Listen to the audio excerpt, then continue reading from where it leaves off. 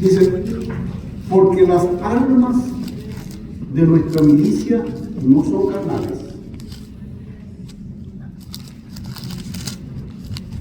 sino poderosas en Dios para la destrucción de fortalezas. Repito, porque las armas de nuestra milicia no son carnales, sino poderosas en Dios para la destrucción de fortalezas.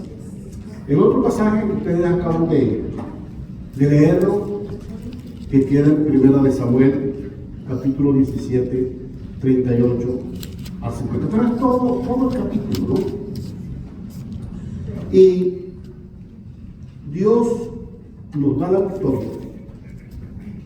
No, digo, con lo que uno es y con lo que uno tiene. Ese va a ser nuestro eslogan.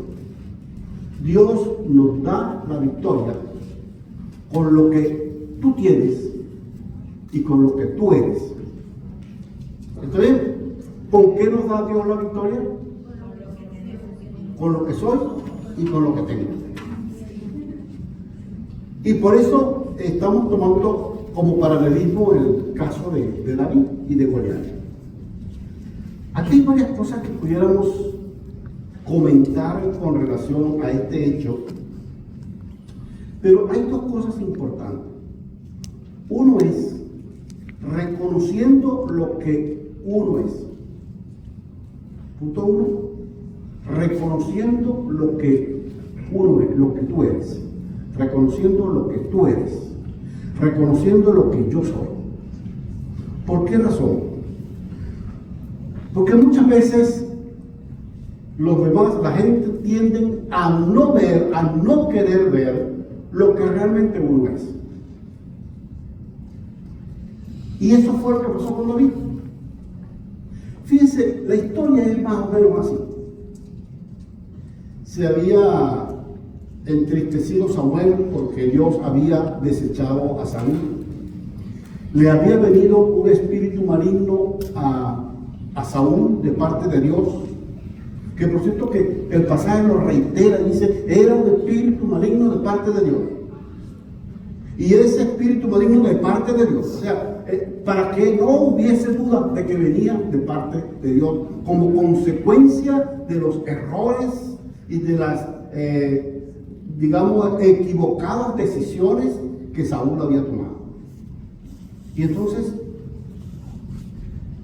bueno, mientras que se daba esta situación, Dios le dice a Samuel, ¿hasta cuándo vas a estar llorando?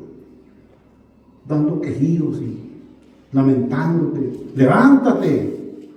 Yo me imagino que el tono del Señor debió haber sido así. Muchacho, ¿qué tú haces llorando allí? Vámonos, levántate de allí. Agarra tu cuerno y llénalo de aceite, que te voy a mandar a Belén, a la familia de Isaí.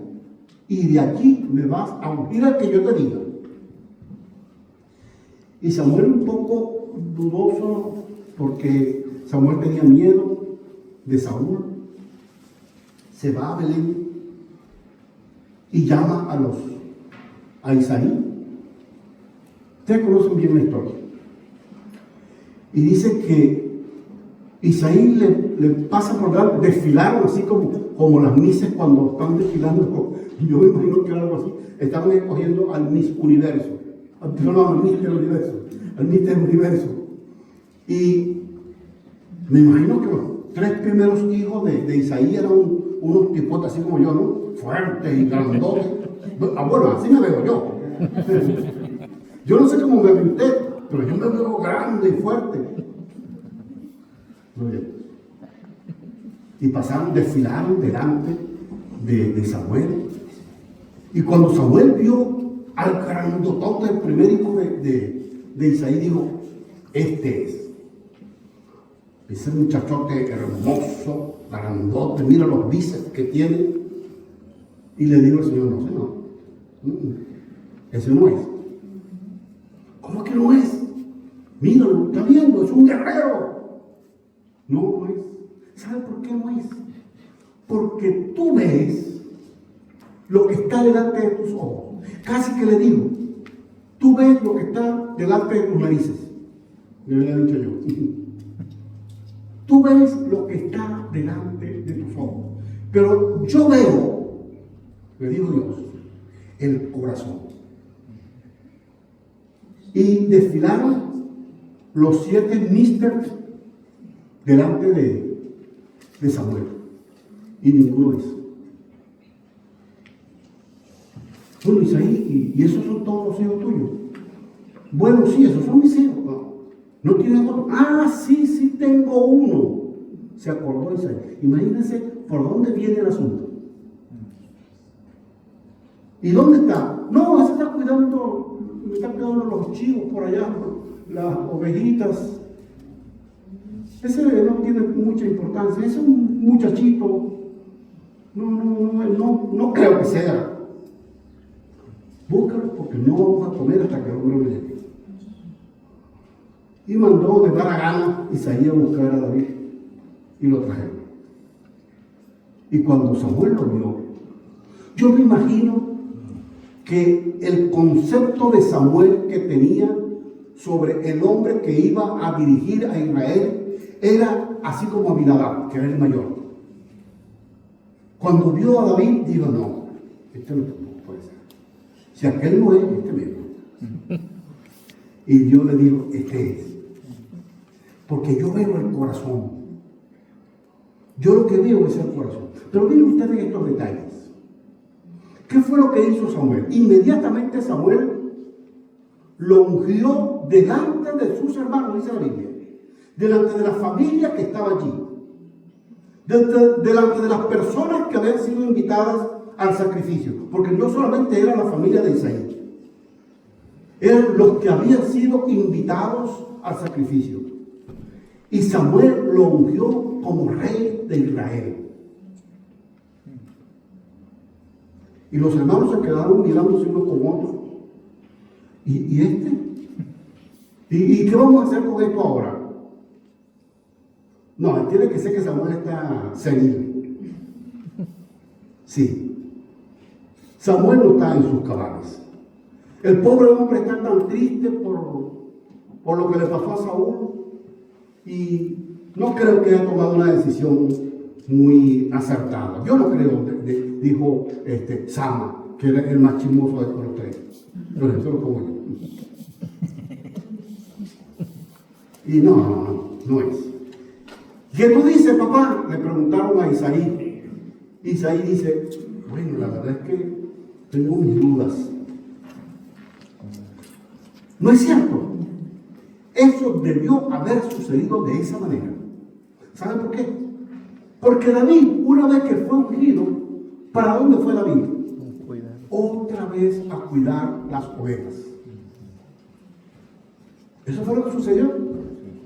¿Y qué hicieron los hermanos de David? Se fueron a la guerra a hacer lo que ellos sabían hacer, que eran ser guerreros.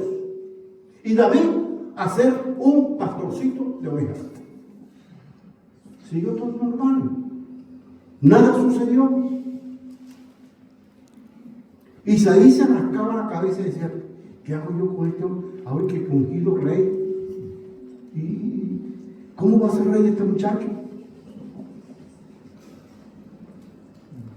Dios ve lo que hay en el corazón de la gente. Yo veo lo que está delante de mis ojos. Nada más. Ese es el problema. La gente no mira lo que tú eres. Gracias. Así está mejor. Perdón, ya que me permite intentar con este traductor aquí.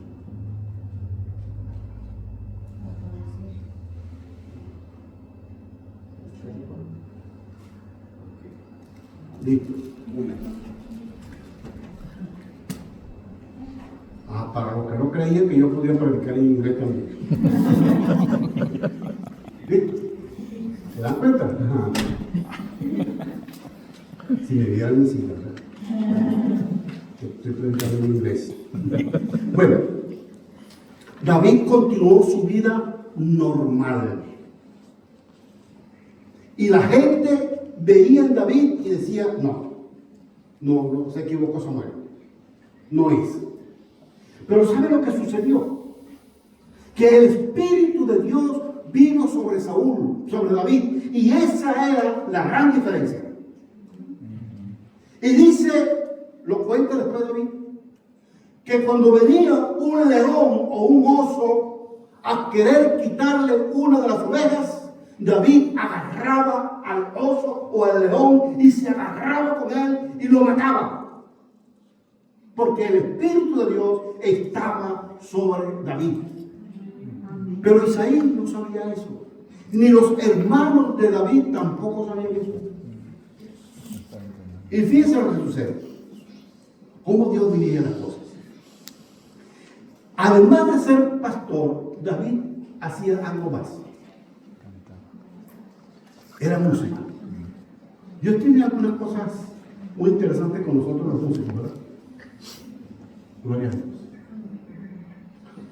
Cuando alabamos, cuando adoramos a Dios de verdad. Porque hay músicos que no adoran al Señor de verdad. Hay músicos que hacen su música para su propia alabanza, no para Dios.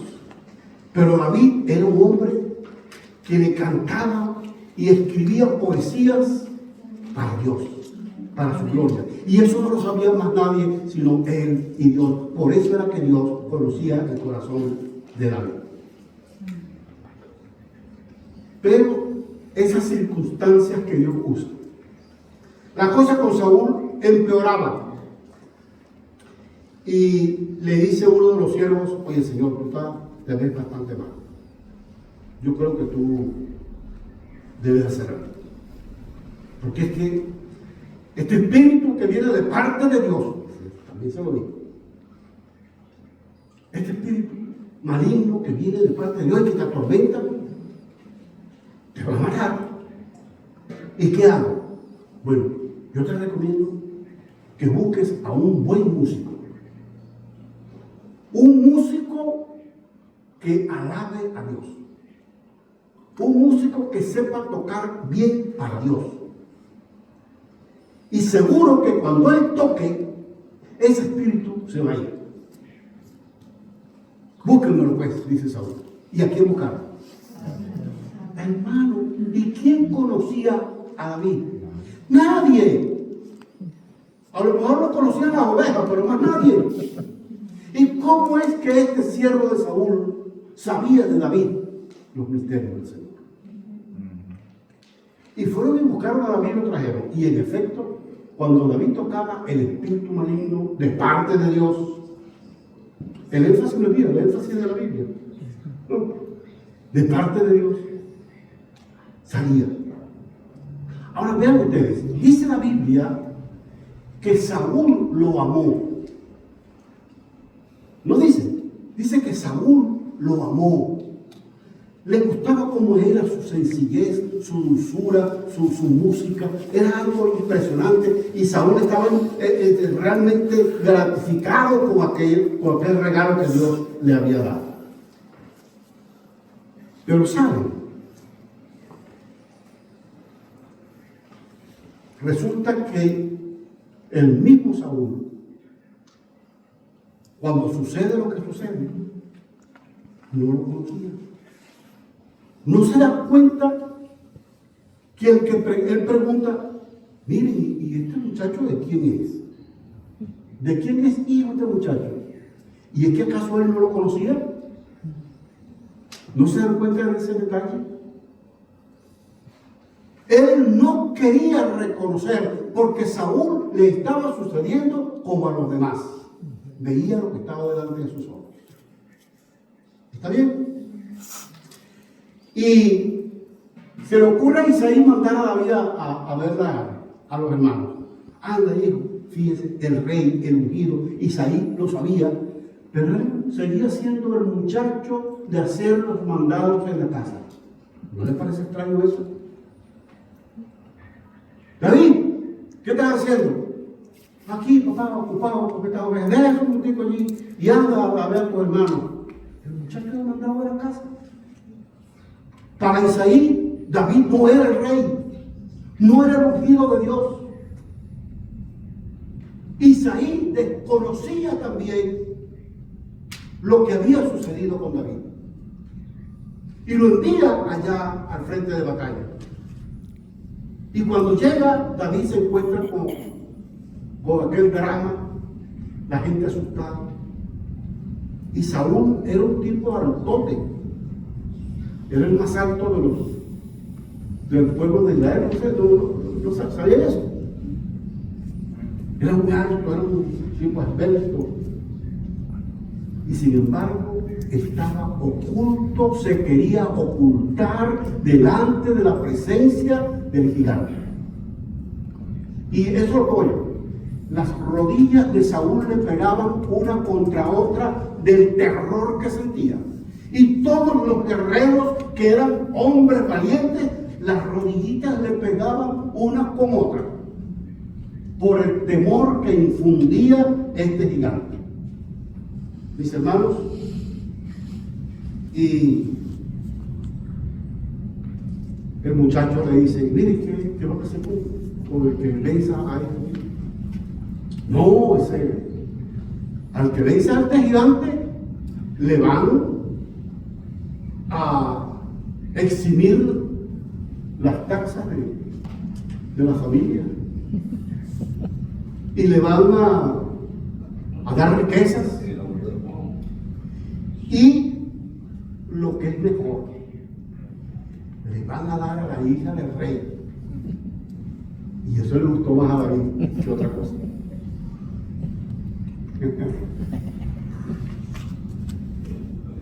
Y miren, ¿qué es lo que le van a dar al que venza a este le contaba? Y Abinadab, que estaba por ahí cerca, cuando vio a David, ¿qué dijo Abinadab? Miren, muchachos, pónganse de rodillas, que ha llegado el ungido de Dios, el rey de Israel. ¿Lo dijo así? No. Más bien se le vino encima a David y le dijo, mira, ¿qué tú haces aquí? ¿Quién te mandó para acá? Yo conozco tu corazón. Mentira, no conocía el corazón de David. Yo conozco que tú eres un hombre soberbio. Mentira, no eres soberbio. David lo que tenía era la unción de Dios en su vida. ¿Está bien? Eso era todo lo que pasaba con David. Pero su hermano o sus hermanos no lo querían reconocer, no veían en David nada de eso. Y traen a David al rey. Porque así se hizo rápido entonces los guerreros. Este quiere pelear con Goliat. Señor, este es el hombre que quiere pelear con Goliat. Y como Saúl le dijo, ¿cuál hombre? Eso. ¿Sí? Y entonces David le echó el cuento a Saúl de lo que sucedía con él, pero no le dijo que él había sido ungido. No. Él lo que le dijo es que el Espíritu de Dios está sobre mí. Y cuando viene un león o viene un oso, yo lo agarro por la quijada y lo desbarato. Y Dios, este muchachito, allá en Venezuela decimos, este guarichito. ¿No? Bueno, está bien, sí van a pelear con él. Y acá un muchacho más que perdamos no quiere decir nada. Y lo vistió, le puso una armadura de esa que se ponen los guerreros, un casco, unas grebas, una armadura, cosa, y un escudo, y le dio una espada, y cuando David trató de pararse, no podía. Y yo, no, señor, yo no sirvo para esto. Pero ¿cómo que no? Si ese tipo es un guerrero, tú no puedes ir vestido así con un pantaloncito corto y una franela. Una playera, una franela playera. No, tú no puedes ir vestido así. No, tranquilo, déjame así que yo soy. Porque Dios quiere que tú te des cuenta quién tú eres. ¿Sabes? Dios te ha dado algo importantísimo. Pero muchas veces nosotros nos descalificamos porque no estamos conscientes de lo que Dios nos ha dado. Y eso es lo que nos sucede muchas veces. Pero no solamente el rey descalificó a David. David se viene con una piedra y con una onda. Imagínense ustedes. Allá le decimos en Venezuela una china, una gomera, que sirve para matar los pájaros y las cosas. Con eso fue que David fue a pelear con el gigante. Y cuando el gigante lo vio, ¿qué pasa aquí? ¿Y ustedes, para qué me están mandando esto? Es que ya acaso yo soy un perro para que ustedes me manden a alguien con un palo que me espante. Ya vamos a arreglar esa situación, digo, el Goliat. Y se vino, bueno, ya ustedes conocen lo que tenía Goliat. Tenía un escudo enorme que nadie lo podía levantar. Tenía una lanza y una jabalina, todas cosas tenía, y una espada. Y tenía un casco, el peso de todas esas cuestiones, las medidas lo dice la Biblia que tenía. ¿Saben? Goliat tenía muchas cosas desde el punto de vista humano. Goliat tenía todas las de ganar desde el punto de vista humano. David no tenía ninguna posibilidad dentro de los cánones naturales, materiales del mundo. El gigante también lo descalificó. Lo descalificó el papá, lo descalificaron los hermanos, lo descalificó el rey y ahora lo descalifica el gigante. Pero lo bueno es que David no se dio por enterado, gloria a Dios.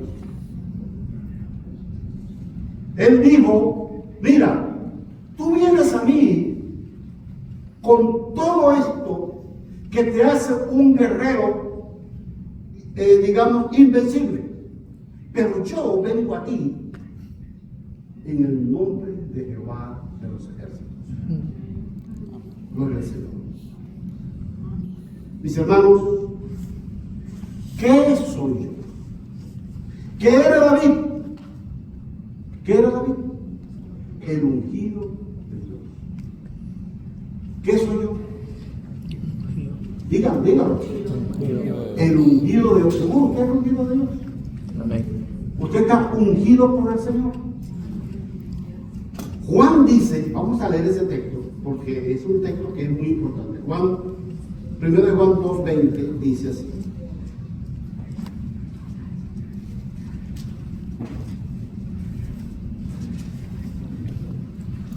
Vean.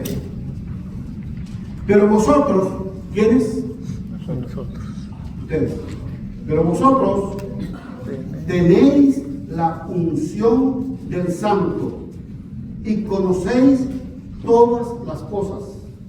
Y el versículo 27 dice, pero la unción que vosotros recibisteis de Él permanece en vosotros y no tenéis necesidad de que nadie os enseñe, así como la unción misma os enseña todas las cosas. Y es verdadera y no es mentira. Según ella os ha enseñado permanecer en Él. Y ahora, cuando el enemigo quiera decirte que tú no vales nada, cuando la gente del mundo se una diciendo que tú no vales nada, tú en tu corazón sabes, yo tengo al Espíritu Santo. Yo he sido ungido con el Espíritu Santo. Si David fue ungido con el Espíritu Santo y fue ungido de manera temporal, yo fui ungido de manera permanente. Amén. Porque el Espíritu de Dios vive en mi vida para siempre. Y ese mismo Espíritu me levantará y me llevará al reino del Padre Celestial. Amén. Entonces, ¿qué soy yo? El mundo no sabe, no puede ver lo que yo soy. El diablo lo sabe, pero él quiere taparlo. Él no quiere que la gente lo sepa. Y entonces, eso te hace a ti sentirte débil. Pero cuando tú estás consciente de que Dios te ha dado su Espíritu para que viva en ti, y no para que viva y esté tranquilo, no, Él tiene también un propósito que cumplir cumplir en tu vida. Pero mientras tanto, ¿cuál fue la reacción que causó en la gente el Goliat? ¿Qué causaba en Saúl y en los guerreros de Israel? Pánico. ¿Qué causó en David la presencia de Goliat? La reacción fue distinta, totalmente contraria a lo que podía estar reaccionando la gente del pueblo de Dios. Mis hermanos, en este tiempo que estamos viviendo, es cuando es imprescindible que nosotros nos levantemos y entendamos que hemos sido llenos del Espíritu Santo con un propósito. El Señor dijo, pocos momentos antes de ser levantado al cielo: toda potestad me es dada en el cielo y en la tierra. Por tanto, es decir, en función de esa verdad, en función de esa declaración, ir y hacer discípulos.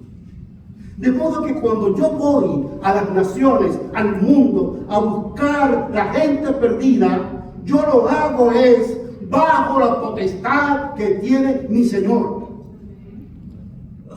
Y esa misma potestad que tiene el Señor me ha sido también conferida a mí.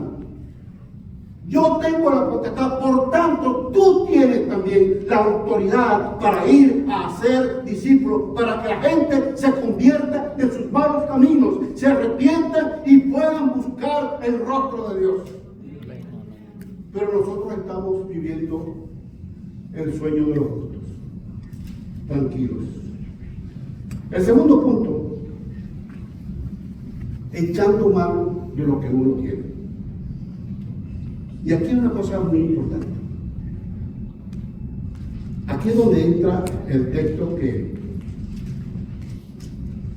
leímos en 2 Corintios. Las armas que están delante de mí son las armas del mundo. ¿Sabes? Son las armas que el mundo quiere que yo use.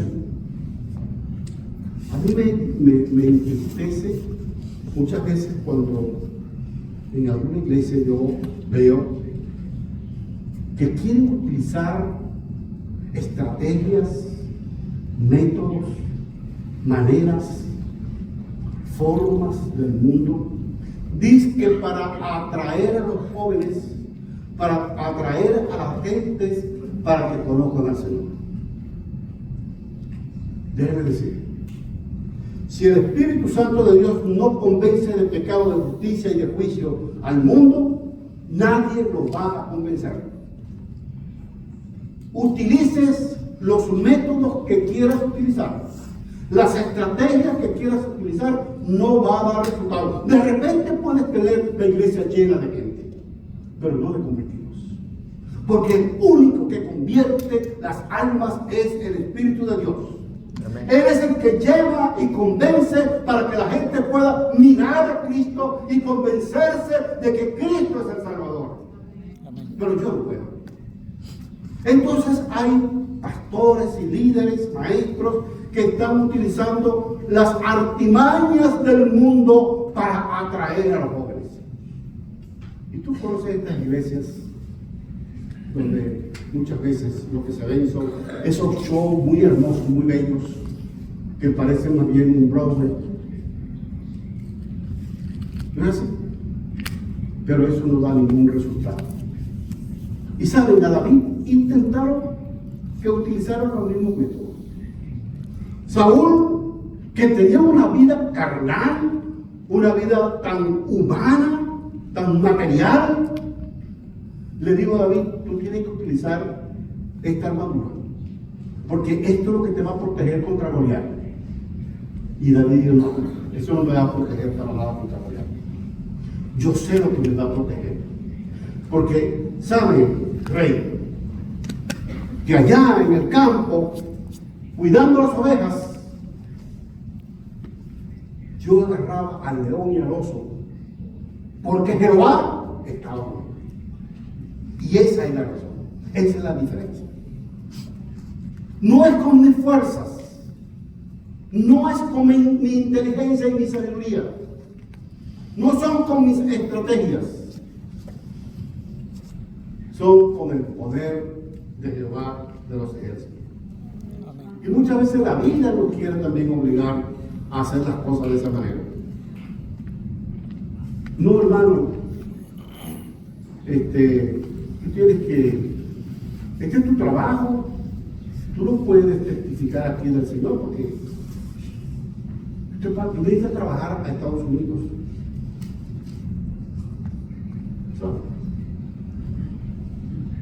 Está pesando en el ánimo, en el corazón de nosotros los latinos que venimos a este país, Lo que está pesando es, tienes que trabajar duro, tienes que trabajar el doble para poder mandarle a tu gente que está allá en Guatemala, o Honduras, o Venezuela. La iglesia, no, eso es secundario. ¿Tienes un trabajo? Sí. ¿Cuántas horas trabajas? 40 horas. Debes trabajar 80 horas.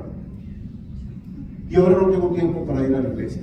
No, pero es que la iglesia puede quedar relegada para después, cuando yo pueda.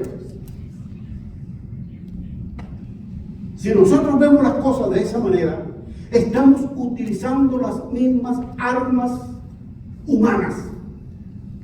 Pero cuando nosotros nos convencemos de que Dios me trajo a este país, y estoy convencido, yo personalmente estoy convencido de eso, Dios me trajo a este país con un propósito, no con el de hacer dinero. Dios te trajo aquí a este país no para que hicieran dinero. Dios te trajo con un propósito, y es el de testificar, de ser de testigo del poder del Señor en este país. Porque la iglesia de este país, lamentablemente, se ha estado quedando atrás. Y Dios necesita utilizar a esta iglesia latina, que tenemos otro tipo de sangre, de fuego en nuestros corazones, e inyectar esa fuerza a la iglesia americana para que se levante también. Pero si nosotros abandonamos y dejamos lo que el Señor quiere que hagamos en este país, entonces el Señor nos va a sacar de aquí, como Porcio Limonado dice.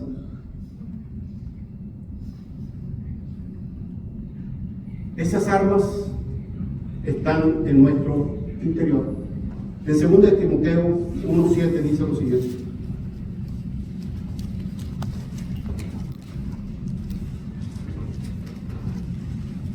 Segundo de Timoteo 1:7. Porque no nos ha dado Dios. Ahí va, este es un texto determinante.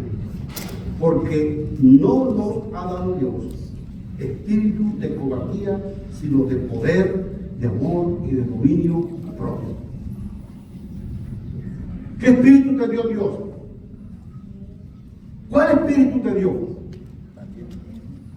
Algo yo no puedo hacerlo. Yo soy inmigrante, va a venir la migra por ahí cuando yo esté predicando y me va a llevar. ¿Saben que muchas iglesias han quedado casi vacías por el temor que tenemos los inmigrantes de que va a venir el ICE y nos va a deportar? ¿Saben qué? Y si el Señor quiere regresarte a tu país porque no estás cumpliendo con lo que la razón para que te vayas, mira, te van a ir a buscar a tu casa. Y así tú no quieras, y así tú estés muy legal, te van a agarrar y para Guatemala es. Así es, hermano.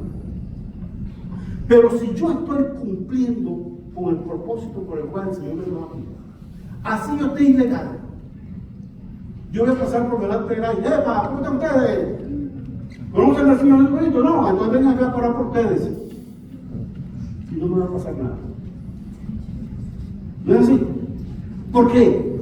Porque el espíritu que Dios me dio no es un espíritu de cobardía, no es un espíritu pusilánime, no es un espíritu de temor, no es un espíritu para que yo esté temblando como le pasaba a Saúl. El espíritu que Dios me dio es un espíritu de poder.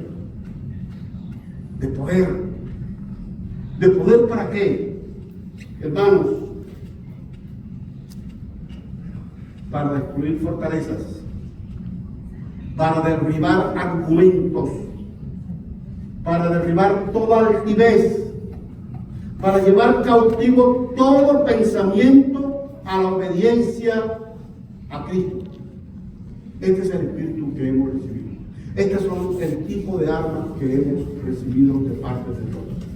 Armas de poder, armas poderosas para derribar fortalezas. Ahora mismo, en este país, lamentablemente, se ha levantado una fortaleza. ¿Saben? Esa agenda 2030 y esos progres y todo esto, esta es una fortaleza. Y hay que explotar estas fortalezas. Y eso no lo va a hacer Trump. Y eso no lo va a hacer el Partido Republicano. Y eso no lo va a hacer ninguno de ellos. ¿Sabe quién lo va a hacer? La Iglesia de Jesucristo, porque tiene la unción del Santo. Y esto, déjenme decirle y con esto ya termino. A veces pareciera que nuestros oídos bautistas nos ofende cuando hablamos del poder de Dios y del poder del Espíritu Santo, como si eso fuera patrimonio de la Iglesia Pentecostal. ¿De quién es el Espíritu Santo? ¿De quién es? ¿Y a quién Dios se lo ha dado? La iglesia. ¿Y por qué estamos pensando que no? Cuidado.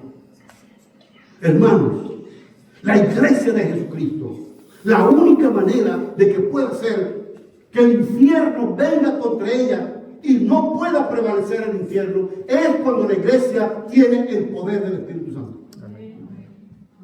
No hay otra manera. Una iglesia llena del Señor, llena de Dios, llena del Espíritu. Y eso no es patrimonio de la Iglesia Pentecostal. Eso es patrimonio de la palabra de Dios, patrimonio de la Iglesia de Jesucristo. Amén. Gloria a Dios. Con esto termino, mis hermanos. La Iglesia tiene el Espíritu de Dios que nos ha sido dado para que nosotros, para que todos sepan qué tenemos y quiénes somos. Y no andemos cobardemente, sino con poder.